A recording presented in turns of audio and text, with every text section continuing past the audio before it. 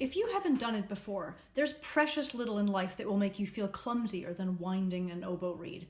Everyone who tries this for the first time feels like they need a third or even a fourth hand to get all of the parts in place. But it's really not too bad once you get the hang of it. It's also crucial to your future reed making. Although you can't make a great reed just by winding perfectly, I can just about promise that a bad wind will wreck any potential the reed might have had. So you just have to get the wind right, and once you have the idea, you can do it in minutes. Hi, I'm Jennet Ingle, the 5-Minute Reedmaker. Today I'm going to walk through the whole winding process. The first step in creating a good wind is setting up carefully and thoroughly. You will need a mandrel, a piece of shaped oboe cane, and a tube or staple. You'll need a pencil and a millimeter ruler. You'll need a spool of thread. I use nylon thread in FF strength. And you'll need to tie it to a fixed point. I have a C-clamp attached to my desk, but you could do this around the back of a chair or the handle of a dresser or the leg of a table, anything you have nearby that won't wiggle away from you as you work. Now you'll notice, looking at this tube, that although it is round at the base, it's oval at the top. And this will fit perfectly on your mandrel, which is also round at the base and oval at the top. And you will notice, of course, that the cane has flat sides and has open sides. Your job is to match the flat side of the cane to the flat side of the oval. Seems obvious, right? But not everybody gets that right away. You'll also want the cane to stand up straight so that your finished product is a straight up and down reed. And you want the overall length of the finished product to be 73 millimeters.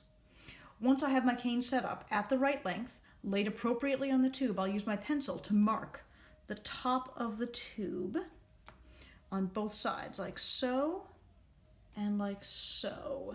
Hopefully you can see that I have just a little teeny pencil mark right there on both sides. Once I'm ready to start, I'll hold the mandrel in my left hand and the spool of thread in my right. I start with the red thread coming underneath the reed, a few millimeters below my mark, and then I'm going to wind overhand, starting upward toward the top of the reed. Maybe 3 or 4 winds. At this point, I wind very tightly, you can see that my left hand is always pulling hard away from the C-clamp, and the right hand is always pulling hard away from the reed, so I've got tension on the thread on both sides. I'm never really going to let up on this tension, not until I finish winding. Now at this point I'm going to pause and inspect what's going on. The key ingredient now is symmetry.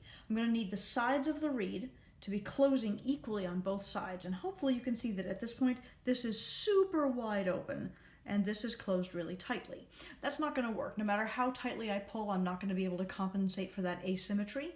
So here is how we're going to fix it. I'm going to choke up on my spool of thread and move on close, and I'm going to let go of the cane with my left hand because of course the thread's holding it now, so I don't need to hang on. So now I have all of these fingers freed up, and I'm going to use them to wiggle my cane to a more perfect place. I have to move the cane both above and below the thread that I've already wound on, so I'm not just tilting it or pivoting it at the thread, but rather just shifting it entirely on the tube. Once I have the opening on the left and the right, both about equal, I'm going to check all my other variables again. Is the mark still located at the top of the tube? Yes, it is. Is my cane still sitting flat on the oval? As far as I can tell, it is. Is it parallel to the tube? Yes. And is the overlap correct? Now I have a whole separate video on the overlap if you don't know what I mean there, but I'm just checking right now and fixing it with my thumb and forefinger, so the overlap is also what I want. Once I've checked everything, I'm going to pull the whole thing tight again, and I'm going to wind up to just below my mark, and then I'm just going to cross over and start winding down. Cross over like so, and then begin winding downward. At this point, every new wind of thread is going to come below what I've already wound as snugly and neatly as possible, and above this guide thread over here, so I'm forcing that gradually further and further down onto the reed. I'm going to wind down until I'm a couple of winds away from the cork, like so. And then I can throw some knots on to hold that wind tightly in place. I have a separate video on that knot as well. As a reminder, I stick my finger out here, make a loop, and turn it over onto the reed. 2 or 3 knots just until I've filled up that space is what I need. As soon as my knot is in place, I can cut off my reed from the spool and from the clamp and inspect it. I need the overall length to be 73, which it is. The wind itself to be no longer than 47, because my tube is 47 millimeters, so I'm checking after the fact. Both sides to be securely closed, which they are, and overlapped correctly, and the reed to be wound flat on the oval. I check that by sighting down it, like so. You probably won't be able to see this on the video, but if you can look right down the inside of your tube, you'll be able to sight the oval that's at the top of the tube, and then sight the line of that straight piece of cane. You'll be able to tell pretty easily whether it is straight on the oval or whether it's widely crooked.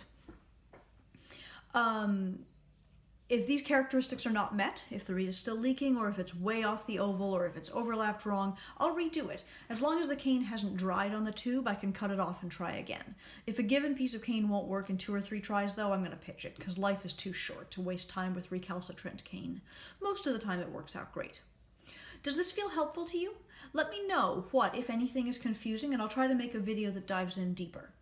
This has been a 5-minute Reedmaker video. You can reach me through my website, jennetingle.com, with any questions or concerns, or you can order reeds or cane from me. I intend to have videos up once a week from now on. Please let me know if there's anything else you would like me to discuss or describe. Thanks so much and have a great day.